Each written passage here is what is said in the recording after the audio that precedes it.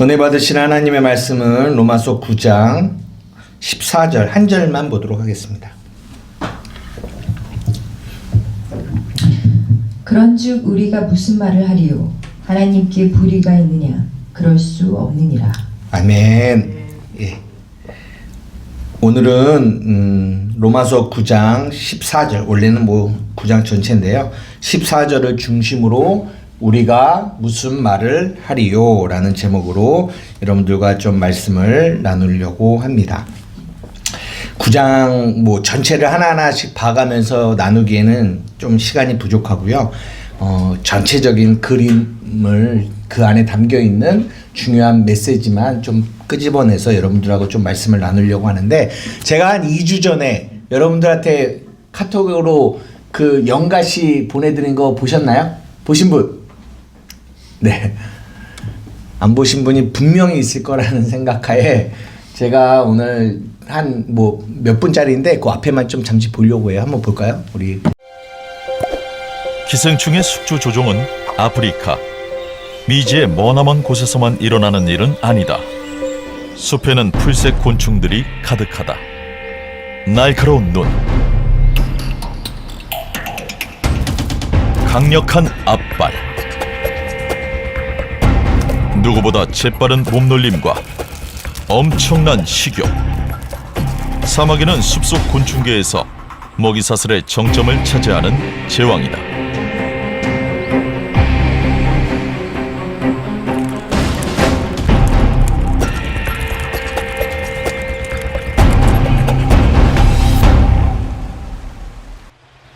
사마귀는 비정한 곤충으로도 유명하다.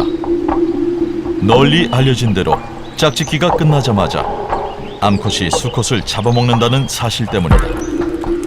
암컷들은 짝짓기 후 수컷의 몸을 먹고 그것을 양분 삼아 뱃속의 알을 키워낸다. 그런데 어떤 사마귀는 전혀 다른 종류의 생명을 품고 가을을 맞는다. 배가 통통한 사마귀 한 마리가 산청 계곡을 헤매고 있다. 녀석은 지금 물을 찾고 있다. 사마귀는 땅에 사는 곤충이다. 육지곤충인 사마귀가 제 발로 물에 빠지다니 도대체 어떻게 된 일일까?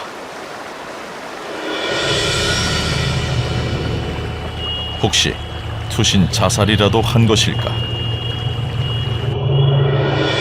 죽어가는 사마귀가 생의 마지막 순간에 내놓은 것은 알이 아니다. 사마귀의 꽁무니에서 서서히 빠져나오고 있는 저것은 사마귀와는 전혀 다른 종족, 연가시라는 이름의 기생충이다.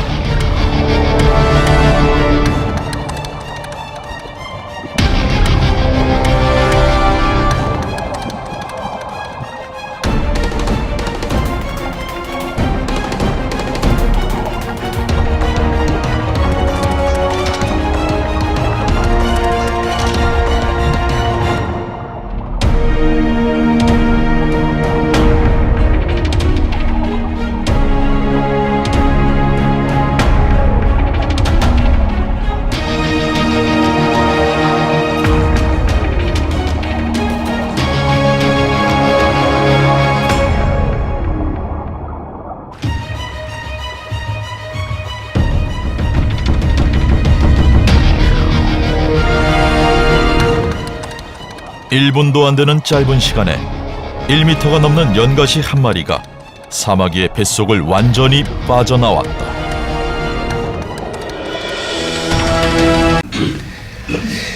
이게 뭐냐면, 이게 옛날에 연가시라는 영화도 있었던 거 혹시 아세요? 네, 연가시라는 영화가 있는데요.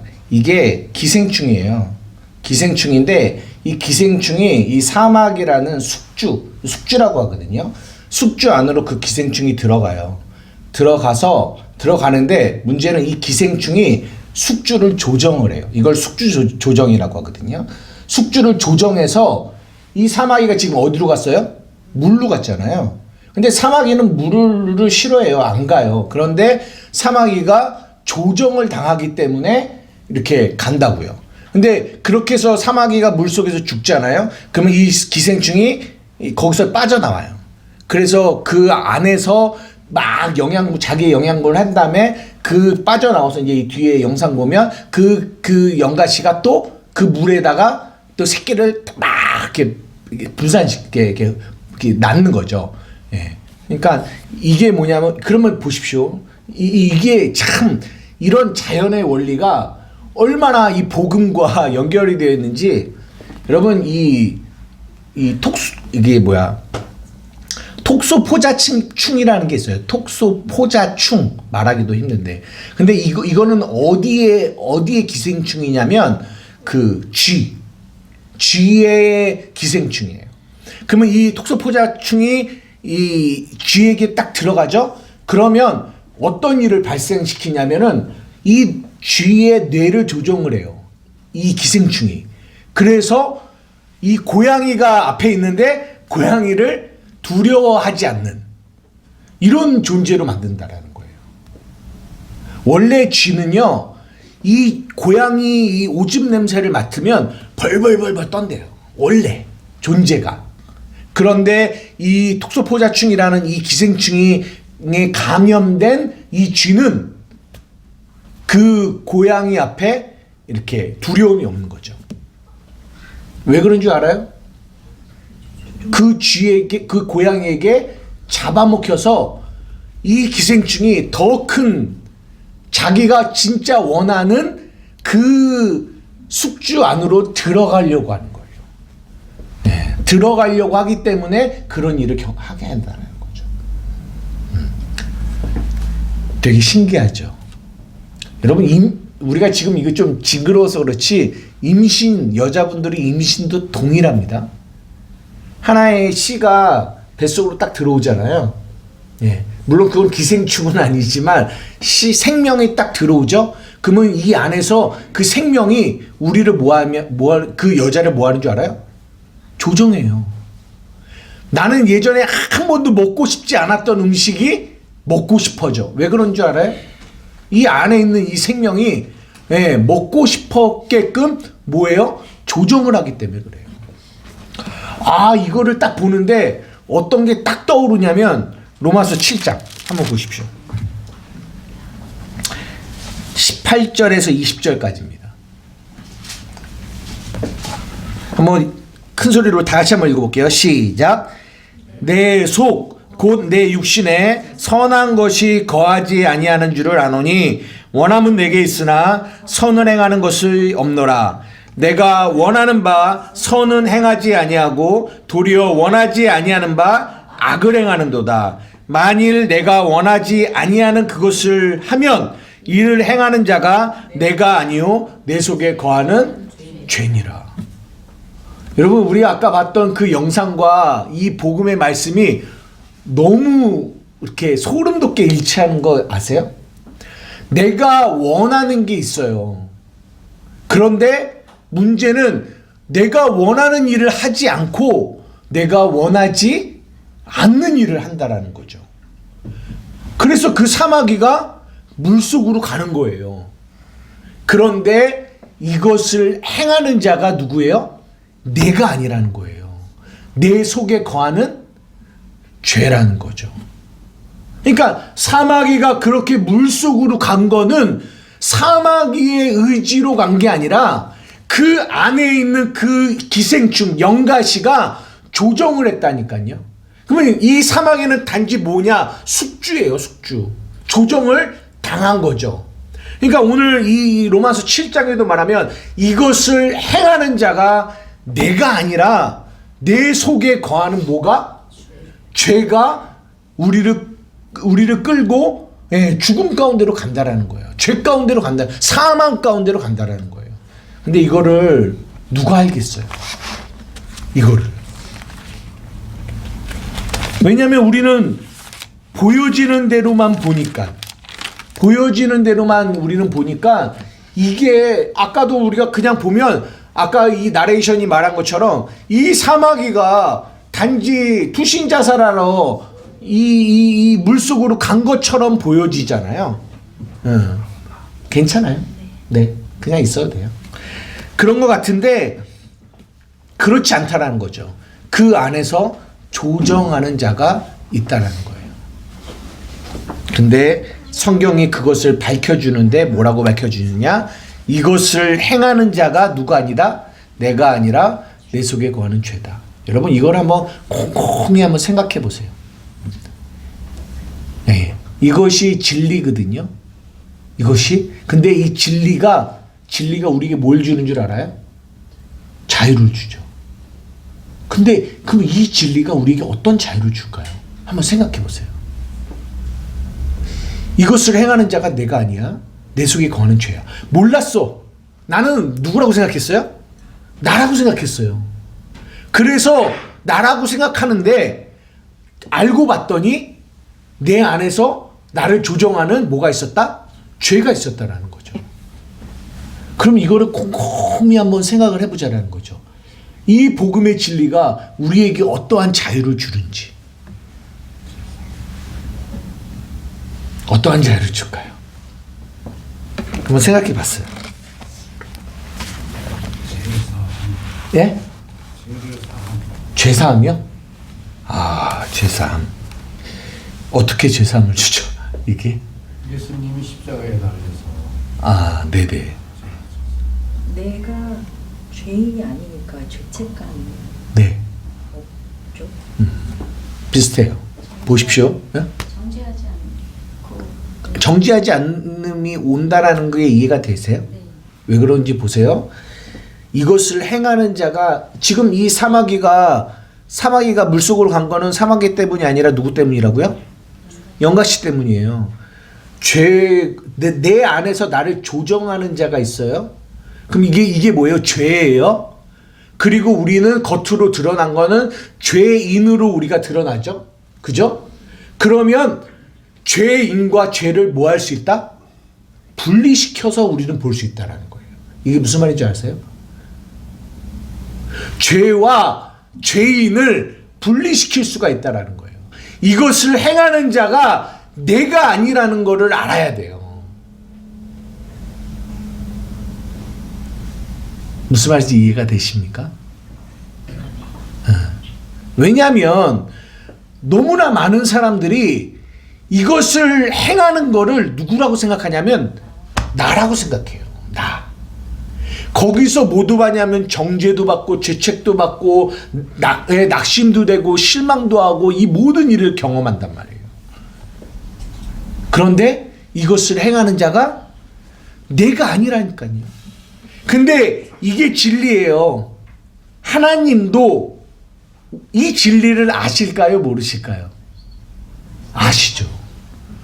그러면 하나님도 이 진리 안에서 우리를 보실까요? 안 보실까요?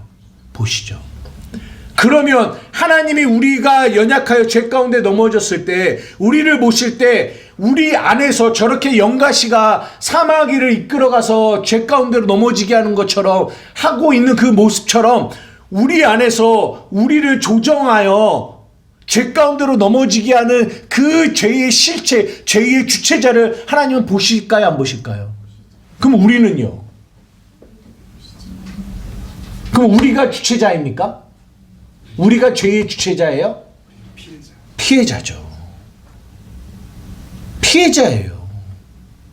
그런데 수많은 사람들이 왜 죄책 가운데 있냐? 내가 주체자라고 생각하기 때문에 그래요. 주체자.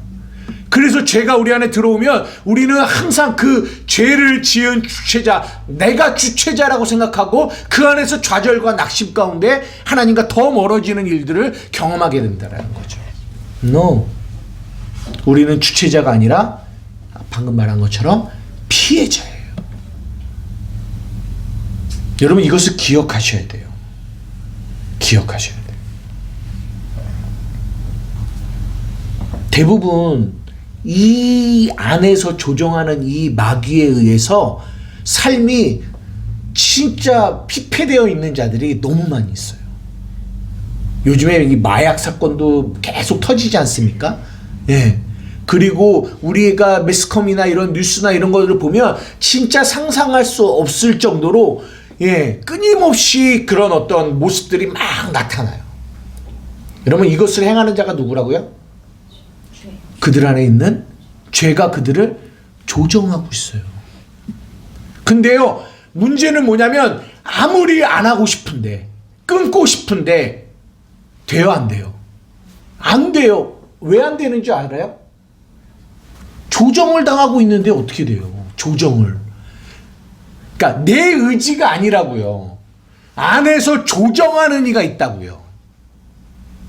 그가 누구예요? 마귀예요. 그 마귀가 조정을 한다고요. 그러니까 안 되는 거예요. 이거 이해가 되십니까? 근데요, 이게 굉장히 우리에게 희망이 될 수 있어요. 이해되세요? 만약에 저 사마귀가 내 안에 영가씨가 있는 줄 알았어.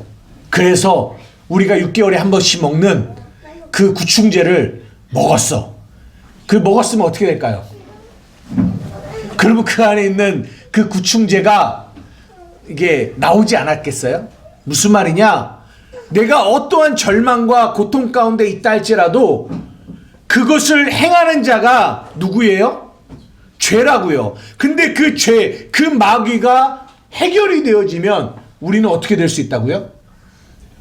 해방이 될 수 있다는 거예요. 어떠한 나의 삶이 어떠한 절망과 낙심과, 그래서 모든 사람들이 뭐라고 하냐면 나는 안 돼. 나는 할 수 없어. 내가 하려고 노력을 해봤지만 할 수 없는 나를 늘 발견해. 그 사람은 계속 어디에만 집중하냐면 할 수 없는 나에게만 집중해요. 근데 내가 주체자가 아니라고요. 주체자가 누구라고요? 내 안에서 거하는 죄라고요. 근데 그 죄가 해결이 되면 그러면 우리에게는 어떤 것이 올까요? 더 이상 그 죄에게 조정당하는 삶을 살지 않을 수 있다라는 거예요. 이것을 성경이 뭐라고 얘기한다? 구원이라고 얘기해요. 구원. 한번 찾아볼게요.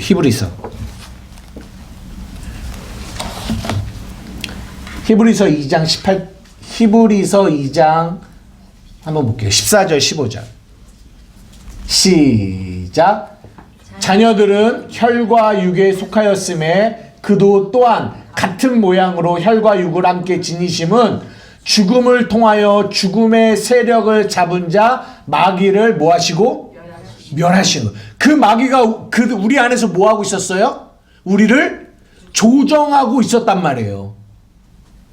그래서 우리는 죄의 종이었어요.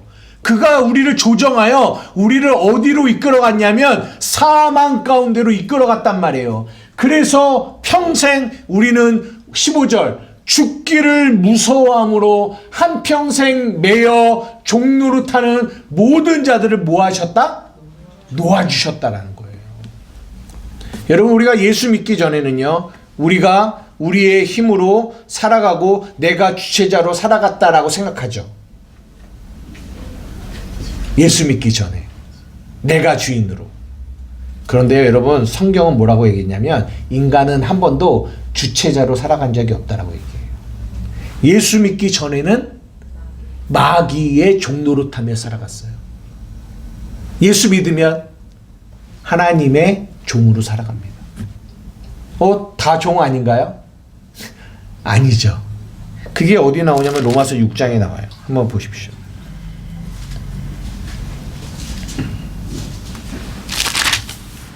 한번 읽어보겠습니다. 6장 15절에서 18절 시작. 그런즉 어찌하리요? 우리가 법 아래 있지 아니하고 은혜 아래 있으니 죄를 지으리요? 그럴 수 없느니라. 너희 자신을 종으로 내주어 누구에게 순종하든지 그 순종함을 받는 자의 종이 된 줄을 너희가 알지 못하느냐? 혹은 죄의 종으로 사망에 이르고 혹은 의의 종으로 혹은 이게 뭐가 빠졌네요. 혹은 순종의 종으로 의에 이르느니라. 네. 하나님께 감사하리로다. 너희가 본래 죄의 종이더니 너희에게 전하여 준 바 교훈의 본을 마음으로 순종하여 죄로부터 해방되어 의에게 종이 되어. 여러분, 이제 이 말씀 좀 이해가 되세요? 우리가 원래는 누구의 종이었다고요? 죄의 종이었다고요. 죄가 우리를 조정했어요. 그런데 그 예수 그리스도가 십자가의 죽으심으로 말미암아 그 마귀를 뭐 하셨다? 멸하셨다라고 얘기해요. 그리고 우리를 거기서 놓아주셨어요. 해방시켜 주셨어요.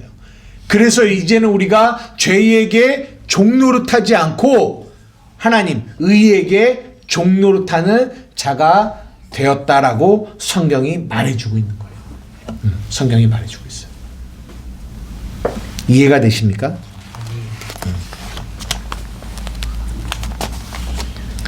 여러분 이거를 잘 이해하셔야 돼요. 이 그림을 우리를 조정하는 기생충이 있다라는 걸, 우리를 조정하는 마귀가 있다라는 걸, 이게 보여지는 것만 보는 우리는 절대로 알 수 없는 거예요. 근데 하나님이 우리에게 이 영적인 원리들을 우리에게 가르쳐 주고 있는 것입니다. 여러분 이런 배경 안에 오늘 본문을 우리가 한번 생각해 보자라는 거죠. 보십시오. 오늘 본문에 보면 우리가 저번 주 제목도 참말, 거짓말 이런 말이 나와요. 근데 보십시오. 6절 그러나 하나님의 말씀이 폐하여진 것 같지 않도다. 말씀이 나옵니다. 7절에 보면 씨가 나와요. 씨. 그리고 8절에 보면 자녀가 나와요.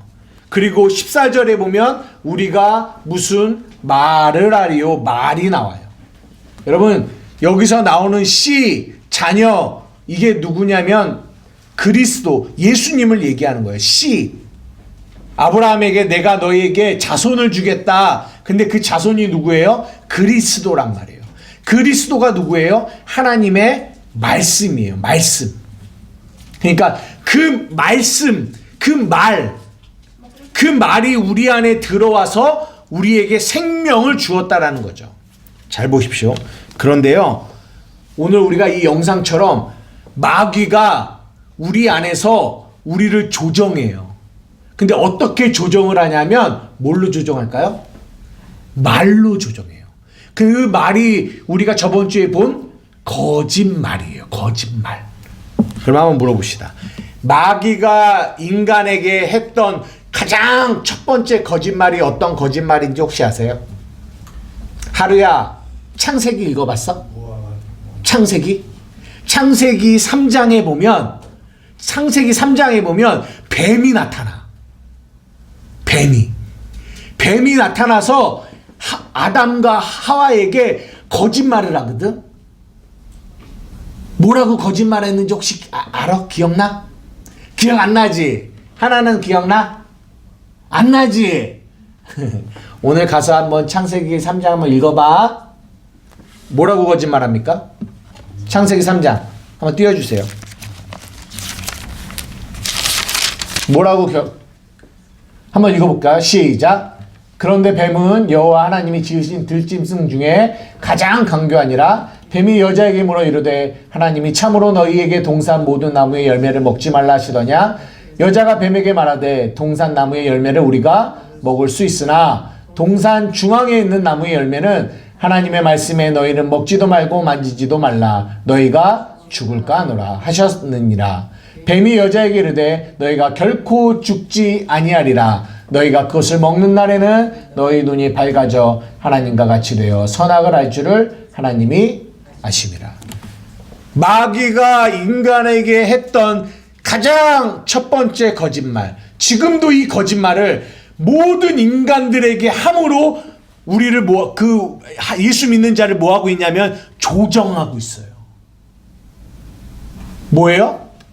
너가 하나님이 될 수 있다라는 거예요. 너가 하나님과 같이 된다라는 거예요.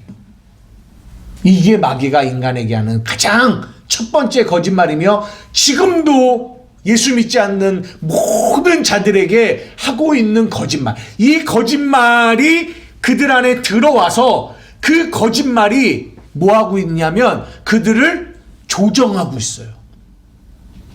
조정. 그래서 그 거짓말이 그들을 어디로 이끌어가냐면 멸망으로 이끌어가고 있다. 멸망으로. 뭐라고요? 내가 주인이야. 내가 하나님이야. 무슨 말입니까? 이게 모든 종교가 가지고 있는 교리예요. 범신론이라고 하거든요. 내가 하나님이야. 내가 하나님. 내가 온 세상의 주인이야. 중심이야. 성경은 이걸 뭐라고 얘기하냐면 자기중심적. 이게 죄라고 얘기하는 거예요. 자기중심적. 죄. 이 죄를 가지고 있는 이들이 이 땅을 살아가는 얘기가 창세기부터 계시록까지 쭉 나와요. 그게 어디 나오냐? 창세기 이 죄가 사람을 조종하기 시작해요. 그래서 누구를 조종했냐면 가인을 조종했어요. 그 죄가 그 안에 들어가서. 그리고 또 누구를 조종해요? 사람들을 조종해요. 가인의 자녀들을 조종해요. 그리고 또 누구를 조종해요? 창세기 10장에 보면 뭐가 나와요? 바벨 탑이 나와요. 한번 보십시오. 바벨 탑. 하루야, 창세기 10장에 보면은 바벨 탑이라는 게 나오거든? 혹시 기억나? 사람들이 뭘 졌어? 사람들이 막 집을 지었잖아. 바벨탑, 그치? 그게 창세기 10장에 나오거든? 한번 볼까요? 창세기 11장에 나오죠. 11장. 한번 띄워주세요. 시작. 온 땅에 언어가 하나요, 말이 하나였더라. 이에 그들이 동방으로 옮기다가 신할 평지를 만나 거기 거류하며 서로 말하되 자 벽돌을 만들어 견고히 굽자 하고 이에 벽돌로 돌을 대신하며 역천으로 진흙을 대신하고 또 말하되 성읍과 탑을 건설하여 그 탑 꼭대기를 하늘에 닿게 하여 우리 이름을 내고 온 지면에 흩어짐을 면하자 하였더니. 이게 뭐예요? 바벨탑을 쌓은 거예요. 그런데 여기 잘 보십시오. 서로 말하되 뭐라고 하냐면 우리가 뭘 만들자? 벽돌을 만들자예요. 벽돌을 만들어 견고히 굽자 하고 이 벽돌로 뭐를 대신해요? 돌을 대신해요. 역청으로 진흙을 대신합니다. 전에도 한번 말씀드렸어요. 이 벽돌과 역청은 뭐예요? 인간의 노력으로 만든 거예요. 원래는 집을 지을 때 그 당시에는 돌과 진흙, 하나님이 주신 걸로 집을 지었어요. 하나님이 주시지 않으면 할 수가 없는 거예요. 그러나 인간이 이제는 왜 내가 꼭 하나님이 나에게 주셔야지만 내가 이것을 할 수가 있는 거야? 아니, 나도 내 스스로 내가 무언가를 만들 거야. 내가 만들 거야. 그래서 인간의 노력이 하나님의 은혜를 뭐하게 되냐? 대체하게 돼요. 이게 내가 주인인 거죠. 목적은 어디에 있냐? 4절. 또 말하되 뭐예요? 성읍과 탑을 건설하여 그 탑 꼭대기를 하늘에 닿게 하여 목적이 뭐예요? 우리의 이름을 내자라는 거예요. 우리의 이름을 내자. 이게 목적이에요. 온 지면에 흩어짐을 면하자라고 얘기하는 거예요. 지면에 흩어지면 그들은 힘이 없잖아요. 힘이 없기 때문에 그들은 누구만을 의지하냐? 하나님만을 의지하는 존재가 되는데 이들은 그게 싫은 거예요. 왜 싫어요? 나도 하나님이니까. 나도 주체가 되고 싶으니까. 그러면 그들에게서 나오는 행동이 뭐냐면 탑을 쌓고 뭐예요? 성읍을 쌓는 거예요. 그래서 가인이 에녹성을 만들었습니다. 이것이 인간의 모습이에요. 그들의 마음에 있는 것은 내가 뭐다? 주체다. 내가 주인이다라는 거예요. 내 힘으로 살고 싶다라는 거예요. 세상은 이거를 말해요. 너 스펙 잘 쌓아서 네 힘으로 살아가 이렇게 얘기한단 말이에요. 근데 성경은 그거를 뭐라고 얘기한다? 죄라고 얘기해요. 이게 뭐냐면 근데 이게 내가 하는 것 같은데 우리가 하는 것 같은데 성경이 이걸 뭐라고 얘기하냐면 봐라, 이게 네가 하는 게 아니라 네 안에서 마귀가 너를 뭐하고 있다? 조정하고 있다라는 거예요. 어디까지 우리를 끌고 가요? 죽음까지, 지옥까지 우리를 그렇게 끌고 가요. 근데 자기는 보이지가 않네. 쏙 빠져. 그래서 그게 누구라고 생각해요? 이것을 행하는 자를 자기라고 생각해요. 자기라고 생각하는 그 안에서 교만도 오죠. 자기라고 생각하는 그 안에서 좌절도 오죠. 낙심도 오죠. 수많은 지옥의 독소를 끊임없이 그들에게 그들의 뇌와 생각과 감정과 의지를 계속 조정해요. 그래서 그들을 멸망으로 이끌어갑니다.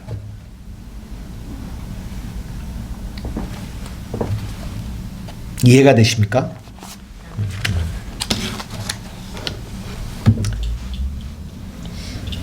그런데 복음은 뭐냐? 아까도 말씀드린 것처럼 그런 우리를, 그랬던 우리를, 우리 안에 있는 그 마귀를 뭐 하셨다? 멸하셨다라. 멸하시고 우리에게 뭘 주셨냐면 씨를 우리 안에 넣어주신 거예요. 씨. 그게 뭐예요? 말씀. 말씀. 참말. 그 말을 우리 안에 넣어주신 거예요. 그래서 이제는 우리는 어떤 존재가 됐다? 그 말씀이 우리를 이끄시는, 나쁜 말로 하면 조정이지만 이끄시는 존재가 되었다라는 거예요. 말이, 그 말이. 그래서 오늘 우리가 보고 있는 이 로마서 이 9장의 내용은 다 그 얘기예요. 우리가 무슨 말을 하겠냐라는 거예요. 우리가 무슨 말. 우리가 누구예요? 우리는 피조물이에요. 하나님은요, 창조주세요. 그런데 마귀의 조종을 받는 사람들이 하나님이 우리에게 말씀을 하시는데 이 마귀의 조종을 받아서 내가 주인이고 내가 하나님 되어 살아가고 있는 자들은 하나님이 내게 말씀하심에도 불구하고 그 말을 뭐예요? 불의로 진리를 막아버려요. 이게 로마서 1장에 나오는 불의로 진리를 막는다라고 해요. 그러면서 하나님께 뭐라고 하냐면 하나님 왜 그래야 되는 거예요? 왜 그래야 돼요? 오늘 보십시오. 11절. 그 자식들이 아직 나지도 아니하고 무슨 선이나 악을 행하지 아니한 때에 뭘 따라? 택하심을 따라 되는 하나님의 뜻이 행위로 말미암지 않고 오직 뭘로 말미암다? 부르시는 이로 말미암는다라는 거예요. 에서와 야곱이 태어나기 전에 어떤 선과 악을 행하지를 않았어요. 그런데 택하심을 따라 이미 하나님의 뜻이 결정이 되어 있어요. 그러면 이거를 주인인 우리의 입장에서 하나님을 뭐 하게 되냐면 대적하게 되는 거예요. 하나님 이거 너무 억울한 거 아니에요? 이거 너무한 거 아니에요? 왜 어떤 선을과 악을 행하지도 아니하였는데 왜 부르시는 이 하나님으로 말미암아 이것이 결정되어져야 되는 거예요?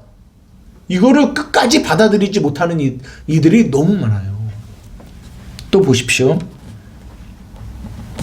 다 그 얘기예요. 19절.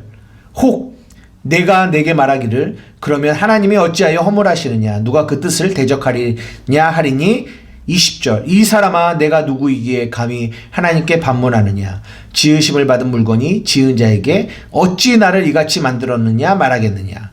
토기장이가 진흙 한 덩어리로 하나는 귀 있을 것 하나는 천이 있을 것을 만든 권한이 없느냐. 만일 하나님이 그의 진노를 보이시고 그의 능력을 알게 하고자 하사 멸하기로 준비된 진노의 그릇을 오래 참으시고 관영하시고 또 영광 받기로 예비하신 바 긍휼의 그릇에 대하여 그 영광의 풍성을 알게 하고자 하셨을지라도 뭐하리요? 무슨 말을 하리요?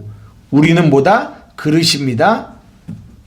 그리고 25절 호세아의 글에서도 뭐라고 하냐면 내가 하나님인 내가 내 백성 아닌 자를 뭐라고 한다? 내 백성이야. 사랑하지 아니하는 자를 사랑하는 자라 부른다라고 얘기한대요. 그런데 그 결정을 사랑하는 자라고 결정하는 그 결정을 누가 하신다? 하나님이 하신다라는 거예요. 아니 사랑할 만한 일을 아무것도 안 했어. 우리가 로마서 4장에도 보는 것처럼 일한 것이 없어. 뭐 한 게 없어. 그런데 하나님이 우리를 뭐 했다? 여겨주셨네. 뭐라고? 의롭다고.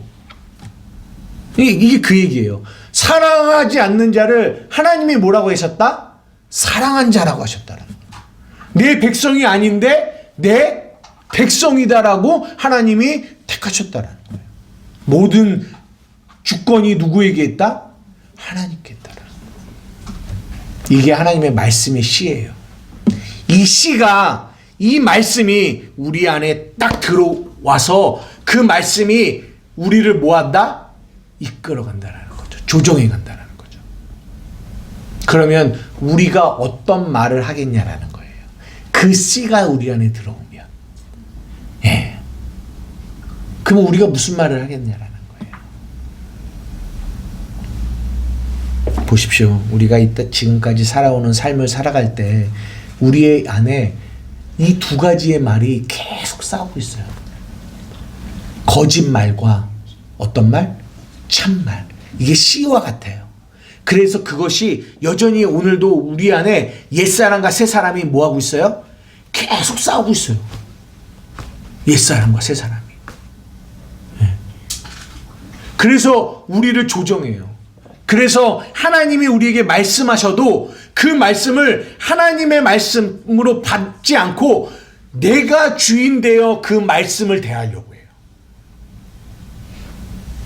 여러분, 우리가 성경을 읽는데, 하나님의 말씀을 읽는데 왜 이 말씀이 우리에게 정말 생명으로 우리에게 깨달아지고 알아지지 못하냐면 이 영적 싸움이 있기 때문에 그래요.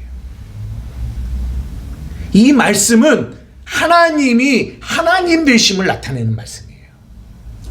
그런데 우리는 이 말씀을 우리가 주인 되어 이 성경을 보기 때문에 이 성경이 읽지만 이 성경 안에 담겨있는 그 생명으로 우리가 잘 공급받는 일을 못한다는 거죠. 제가 오늘 이 로마서 9장을 다 할 수는 없지만 여러분들이 꼭 집에 돌아가셔서 이 9장을 한번 정말 하나님이 주인이시지, 이 마음으로 한번 읽어보시라는 거죠. 욥기 42장 1절에서 6절입니다. 욥기가 42장까지 있거든요. 욥이 1장부터 그 수많은 고난을 다 경험하고 하면서 마지막에 욥이 뭐라고 고백하는지 한번 보세요. 욥이 여호와께 대답하여 이르되 주께서는 못하실 일이 없사오며 무슨 계획이든지 못 이루실 것이 없는 줄 아오니 무지한 뭐로요? 말로 이치를 가리는 자가 누구입니까? 나는 깨닫지도 못할 일을 말하였고 스스로 알 수 없고 헤아리기 어려운 일을 뭐했다? 말하였다. 내가 말하겠사오니 주는 들으시고 내가 주께 묻겠사오니 주여 내게 알게 하옵소서. 내가 주께 대하여 귀로만 듣기만 하였사오니 이제는 눈으로 주를 봅니다. 그러므로 내가 스스로 걷어들인대요. 뭘 걷어들일까요? 나의 말을 걷어들이는 거예요. 나의 말. 이 고난 속에서 이 욥은 끊임없이 옳고 그름, 내가 중심이 돼서 옳고 그름을 얘기해요. 내가 중심이 돼서.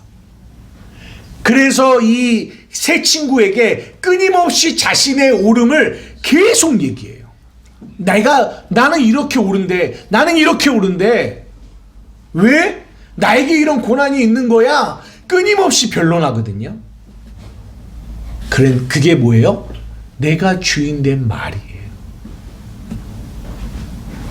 그런데 복음을 딱 깨닫고 나니까 제일 먼저 이 욥이 뭐라고 하냐면 나의 입을 막아요.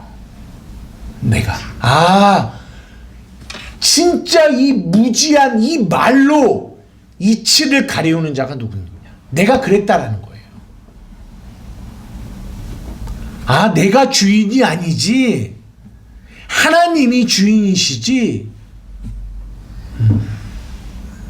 그 하나님의 진리가 내 안에 있지 않는 거짓말을 받는 자는 보십시오. 복음에는 하나님의 의가 나타나서 우리를 믿음에서 믿음으로 이끌어갑니다. 그런데 그 하나님의 복음이 없는 자는 평생 어떻게 살아가냐면 거짓말이 그 사람을 조종해 가거든요. 그러면 계속 어떤 마음으로 살아가냐면 내 노력과 내 열심으로 내가 의인이 되고 싶어 하며 살아가요. 그렇게 마귀가 그를 조종해 가죠.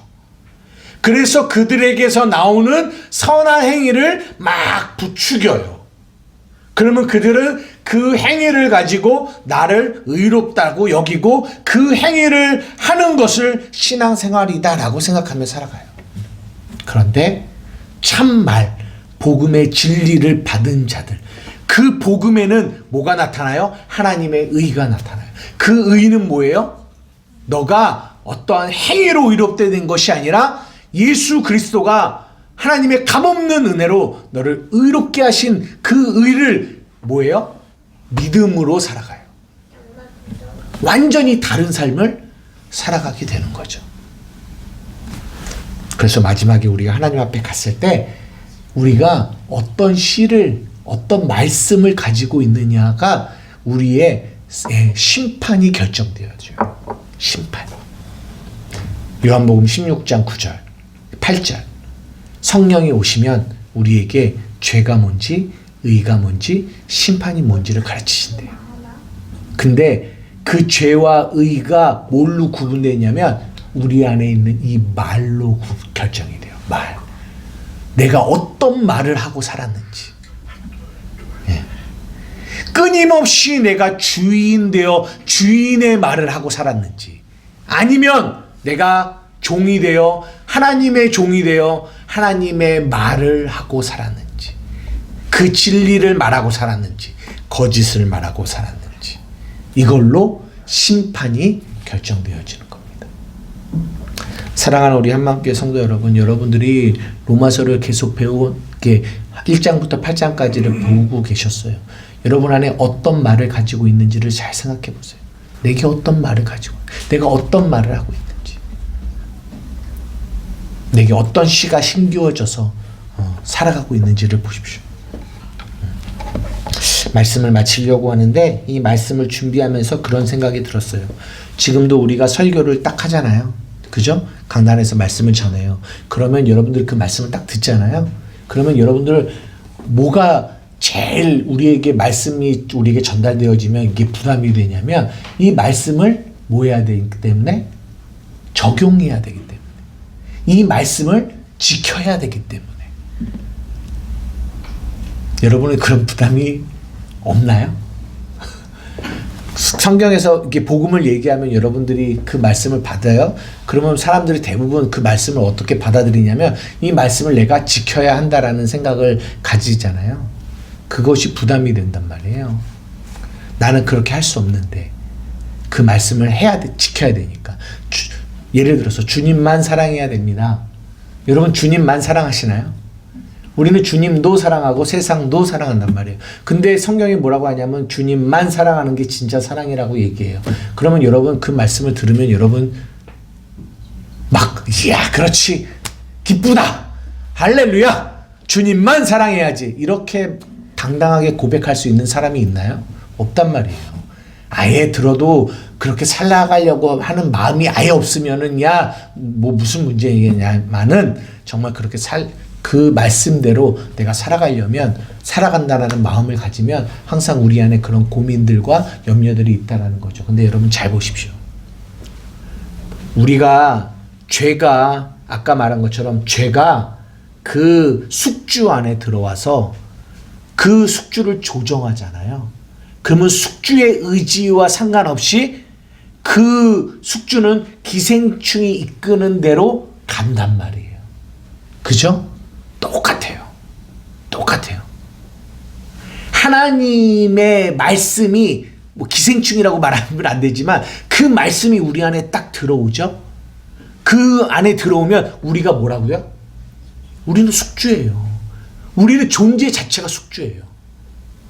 근데 죄가 들어와서 우리를 멸망으로 이끌어가는 거 아니면 하나님의 그 말씀이 들어와서 그 말씀이 우리를 생명으로 이끌어가는 거, 둘 중에 하나예요.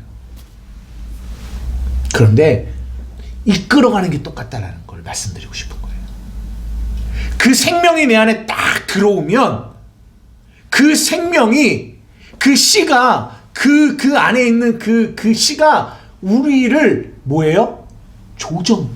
그러니까 우리의 감정 의지와 이 감정과 지식과 감정과 의지를 그 말씀, 그 생명이 우리를 뭐예요? 조정해요. 이끌어요. 그래서 내가 주님을 사랑하려면 어떻게 해야지? 내가 뭘 해야 되지? 이러는 게 아니라, 이렇게 이끌어가는 게 아니라, 그 말씀이 우리를 뭐예요? 붙잡아요. 매요. 아까도 말했잖아요. 마귀가 우리를 뭐예요? 평생을 죽기를 무시함으로 평생에 매인다고 그러잖아요. 매여서 우리를 종로로 시킨다고 했잖아요. 맨다라는 거는 그들이 의지를 발휘할 수가 없어요. 마귀가 그들을 조종하기 때문에. 똑같습니다. 하나님의 그 말씀이 우리를 매면 우리가 이거를 해야지 말아야지가 아니라 그 은혜가, 그 복음이 우리를 뭐한다? 맨다고요. 내 생각과 감정과 의지를 뭐한다? 맨다고요. 그러면 내가 뭘 해야지 말아야지가 아니라는 거죠. 결정을 내가 하는 게 안 하게 된다는 거죠. 아까 그 사마귀가 자기가 결정해서 갔나요? 아니거든요. 뭐가 있다고요? 그 안에 있는 기생충이 한 것처럼 우리가 하나님의 말씀에 매이면 내가 뭘 해야지 말아야지가 아니라 그 말씀이 우리를 붙들고 가는 거예요. 어디까지요? 최후 승리 얻는 그 십자가의 그 현장까지요. 여러분 순교 우리가 하는 줄 아세요? No. 절대로. 마지막으로 한 절만 보고 마치겠습니다. 요한복음. 이 베드로에게 예수님이 뭐라고 얘기하시는지 보세요. 21장 18절만 보겠어요. 이게 여러분들이 잘 아시는 요한의 아들 시몬아 네가 나를 사랑하느냐 3번 물으시고 그 바로 다음에 뭐라고 얘기하시냐면 18절 내가 진실로 너에게 이르는데 내가 젊어서는 스스로 띠띠고 원하는 곳으로 다녔대요.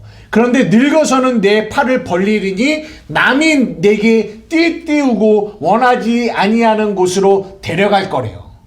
근데 이 얘기가 뭐라고 하냐면 19절에 이 말씀을 하심은 베드로가 어떠한 죽음으로 죽음으로 하나님께 영광을 돌릴 것을 가리키심이러라. 이 말씀을 하시고 베드로에게 이르시되 나를 따르라 라고 얘기하세요. 이게 뭐냐면 어떠한 죽음으로 베드로가 죽을 거라는 걸 가르쳐 주시는 거예요. 베드로가요 마지막에 어떻게 죽었는지 여러분 아세요? 네? 코바디스라는 영화 봤어요? 네, 주여 어디로 가시나이까? 베드로가 그 예루살렘의 그 모진 고문과 이 어려움이 있을 때 다른 곳으로 가려고 했어요. 그랬더니 가려고 하니까 예수님이 나타나셨죠. 그랬더니 예수님이 절로 다시 내가 왔던 그곳으로 가려고 하는 거예요. 그랬더니 베드로가 딱 돌으면서 예수님 어디로 가십니까? 네가 버리고 간 곳으로 내가 간다 라고 하니까 그러면서 베드로가 다시 그곳으로 가서 거기서 십자가에 거꾸로 매달려 죽었어요. 이게 무슨 말이냐면 보이기에는 그가 젊었을 때는 내 힘과 내 마음대로 갔지만 그가 늙어서는 그가 하나님의 은혜를 하나님의 복음을 깊이 그 사랑에 매이고 나서는 이제는 그가 어떻게 돼요? 그 은혜가 그 사랑이 그를 메어서 어디까지 끌고 간다? 죽음으로까지 끌고 가는 거예요. 그 죽음, 그 십자가의 죽음. 그러니까 날마다 우리가 죽는 그 죽음.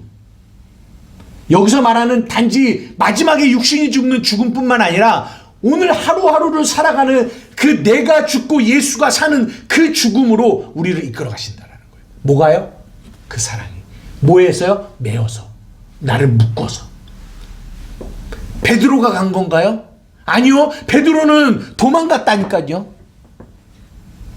그런데 그 사랑이 그를 메어서 그 안에 있는 그 씨가 그들을 이끌어서 조정해서 그를 그 죽음으로 이끌어가서 그 죽음을 통하여 뭐 했다고요? 하나님께 영광 돌리는 삶을 살게 했다라는 거예요. 그 영광의 삶으로 죽겠다는 거죠. 살아도 주를 위해 살고 죽어도 주를 위해 죽게 했다는 거죠.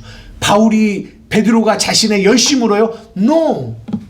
안에 있는 그 씨가 그 생명이 그를 붙들었어요. 우리는 그거를 뭐 하는 거예요? 믿는 거예요. 믿어요. 그것을 믿었을 때 그 믿음으로 우리는 무슨 말을 하는 줄 알아요? 하나님의 약속은 그리스도 안에서 뭐가 된다? 이해가 되나니. 그러면 우리는 무슨 말을 할까요? 아멘 하는 거죠. 아멘. 아멘. 아멘. 이게 우리가 할 말이에요. 아멘. 이게 믿음이에요. 아멘. 그 믿음에서 나오는 순종의 말. 우리의 말은 뭐예요? 아멘. 마지막으로 하루에게 물어보겠습니다. 하루야, 우리 교회에서 맨날 아멘 아멘 하잖아. 아멘 아멘. 아멘이 무슨 뜻인지 혹시 알아? 아멘. 들어봤지? 아멘. 오늘 처음 오셨는데 하지 말까요? 그러면 여러분 아멘이라는 게 무슨 뜻인 줄 알아요? 네, 그렇습니다. 아멘. 네, 그렇습니다. 네. 네, 그렇습니다. 아멘. 아멘. 네, 그렇습니다. 그렇게 될 줄 믿습니다. 아멘. 우리가 하는 이거예요. 이 아멘을 통하여 하나님, 내가 주인이 아니고 하나님이 주체이시것 같고요. 그 하나님이 내 안에 말씀을 심으셨고요. 그 심겨진 그 말씀이 자라서 나를 묶고요. 묶어서 나를 그 복음 안에서 나를 이끌어 가실 거예요. 나는 그거를 뭐합니다? 아멘합니다. 아멘. 여러분, 이것이 우리의 믿음이에요. 이것이 우리의 믿음이에요. 아멘이십니까, 진짜? 아멘. 아멘이죠. 그것이 내 안에, 이 복음의 진리가 내 안에 확 올 때, 아, 그렇지. 내일 일은 우리 몰라요. 하루하루를 살거든요. 근데 그 하루하루의 삶이 우리가 반드시 믿어야 될 거는 그 십자가의 사랑이 나를 붙들어서 나를 이끌어 간다는 거죠. 우리는 이것을 믿는 거예요. 이 믿음이 점점 우리를 그 사랑으로 우리를 뭐예요? 묶어요. 그래서 그 말씀이 우리를 조정하십니다. 이끌어 가십니다. 우리가 반드시 그런 삶을 살기를 주님의 이름으로 축복합니다. 아멘. 여러분이 뭘 하는 게 아니라고요. 이거를 이해하셔야 돼요. 이거를 느끼셔야 돼요. 아, 내가 이 복음을 들었는데 내가 뭘 해야 되지? 그게 아니라고. 그러면 여전히 내가 뭐가 돼요? 내가 주인이, 내가 하나님 자리를 안 놓고 있다라는 거예요. 그 자리를 내려놓는 게 복음이라고요. 그 옛사람이 죽었다라는 게 복음이라고요. 복음은 그 씨가, 그 복음이, 생명이 우리를 이끌어 간다라고 말하고 계시는 거예요. 말씀을 마치려고 합니다. 오직 주의 사랑에 매여 내 영 기뻐 노래합니다. 이 소망의 언덕 기쁨의 땅에서 주께 사랑드립니다. 여러분, 그 사랑이 여러분들을 맬 거예요.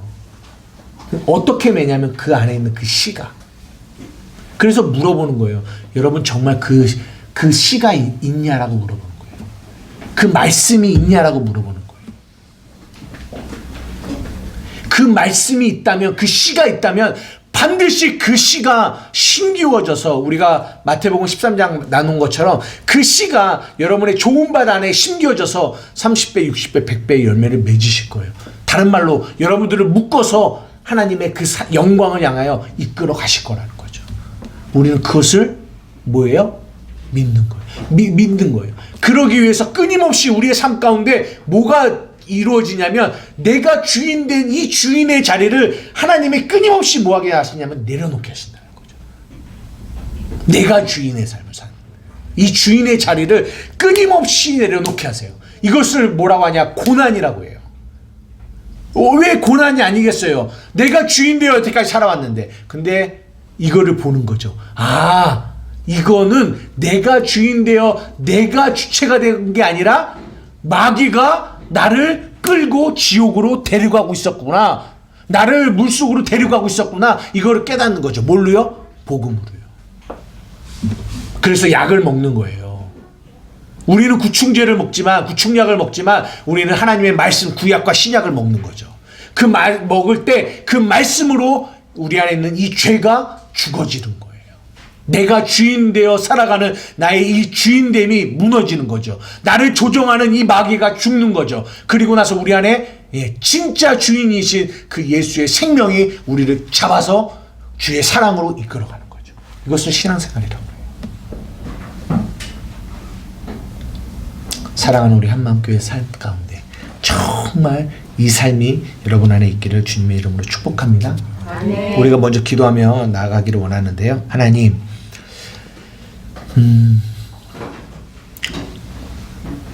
이 죄와 이것을 행하는 자가 내가 아니고 내 속에 거하는 죄라는 거를 여러분 깊이 묵상하셨으면 좋겠어요.